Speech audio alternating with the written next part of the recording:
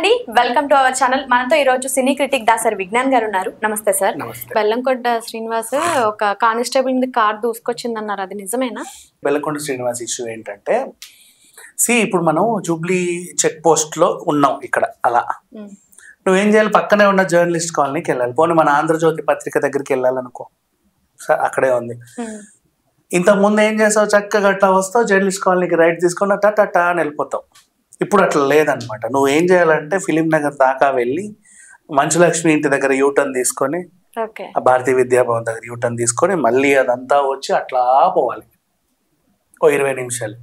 అప్పట్లో అట్లా కాదు, పక్కనే ఉండండి, జస్ట్ 2 minutes, మీరు కళ్ళు మూసి తెరవండి, నేను ముందు ఉంటా అని చెప్పేవాళ్ళం. ఇప్పుడు అట్లా కాదు, ఇప్పుడే జూబ్లీ చెక్ పోస్ట్ దగ్గరికి వచ్చామండి, చాలా టైం పట్టేలా ఉంది, మీరు తట్టుకోండి అని చెప్తాం. అంటే అంత ఇచ్చాడు యూటర్న్. నెక్స్ట్ సరే అయిపోయింది, వచ్చాం, ఇప్పుడు వెళ్ళాలి, మళ్ళీ జూబ్లీ చెక్ పోస్ట్కే వెళ్ళాలి.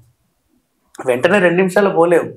నువ్వు బయటకు వచ్చి మళ్ళీ రోడ్ నెంబర్ 45 మొత్తం ఆ చివరికి వెళ్ళి తిరిగి మళ్ళీ బాలకృష్ణ ఇంటి దగ్గర యూటర్న్ తీసుకొని అక్కడ టర్న్ తీసుకొని అట్లా పోవాలి.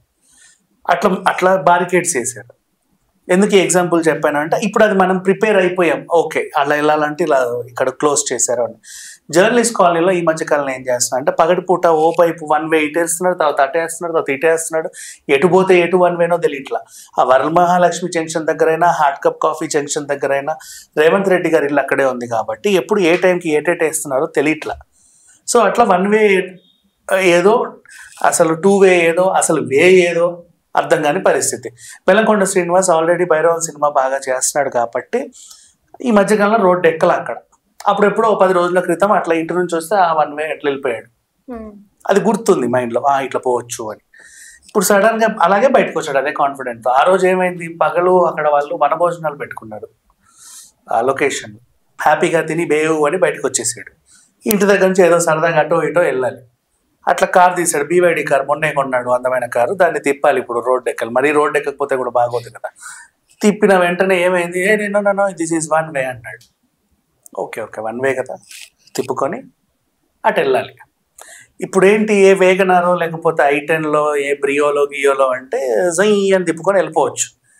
అదేమో పడవంత కారు, ఆ మూల నుంచి ఈ మూలకు ఉంది BYDది, కొంచెం తిప్పుకోవడానికి టైం పడుతుంది అటు ఇటు ఆ రోడ్లో. ఓకేనా, నువ్వు తిప్పేంత వరకు నేను ఎందుకు వెయిట్ చేస్తా, సంఘ సంస్కర్తలు వచ్చేస్తారు వెంటనే మనం 10 మంది వచ్చేసి హారన్లు కొడతారు, తిప్పు త్వరగా తిప్పుతావా లేదా నువ్వు అని. అంతే కదా, అది కాస్త 17-20 మంది అక్కడ ఉంటారు, నువ్వు హారన్లు కొట్టి తిరిగే వరకు ఆగరు వాళ్ళు.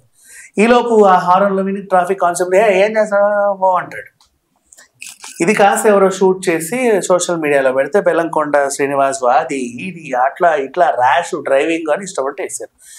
ఏమి అవ్వాల పాపం, అన్ఎక్స్పెక్టెడ్గా వచ్చాడు, ఇటు రావద్దు అంటే తిప్పుకొనే వెళ్ళాడు. తిప్పుకోవడానికి 2 నిమిషాలు టైం పట్టింది. ఈ 2 నిమిషాల్లో 20 మంది వచ్చి హారన్లు కొట్టారు. సో ఇప్పుడు ఇది సోషల్ మీడియాలో వైరల్ అయ్యేసరికి కానిస్టేబుల్ మీద దురుసు ప్రవర్తన అది ఇది అని చెప్పేసి అని అసలు ఎక్కడి దాకా వెళ్ళింది, కార్ సీజ్ చేసేసారు, కేసు పెట్టేశారు. అండ్ ప్రభుత్వ ఉద్యోగి మీద దురుసు ప్రవర్తన అనే ఒక కంప్లైంట్ రైజ్ అయింది. అసలు అవసరం లేదు, బేసికలీ అనవసరమైన చర్చ ఇది. బట్ ఎందుకు అలా చేశారో ఇప్పటికీ తెలియదు. లాస్ట్ టైం డింపుల్ హైతిక్ కూడా అలాగే అయింది. DCP ట్రాఫిక్ ఆయనతో పెట్టుకుంది, వాళ్ళ అపార్ట్మెంట్లోనే ఉంటాడు. ఆయనకి ఈమె మీద మండి ఈ కార్ నెంబర్ బయటికి వస్తే చాలు, నువ్వు జస్ట్ అట్లా తిరిగి ఇట్లా వచ్చావంటే 30 చలాన్లు నీ కార్ మీద. ర్యాష్ డ్రైవింగ్, సిగ్నల్ జంపింగ్, అసలు అది లేదు ఇది లేదు, నల్లద్దాలు తెల్లద్దాలు అసలు ఏమి లేవు, పాత బాకీలు, పిచ్చి ఇన్ని వస్తాయి చలాన్లు. అట్లా పగబట్టారు. ఆ కేసులో ఆవిడే గెలిచింది, ఆ DCPని ట్రాన్స్ఫర్ చేశారు, అది వేరే విషయం. సో ఇట్లా ఉంది పరిస్థితి ప్రజెంట్. అయితే ఆ పిల్లోడు తప్పైతే లేదు.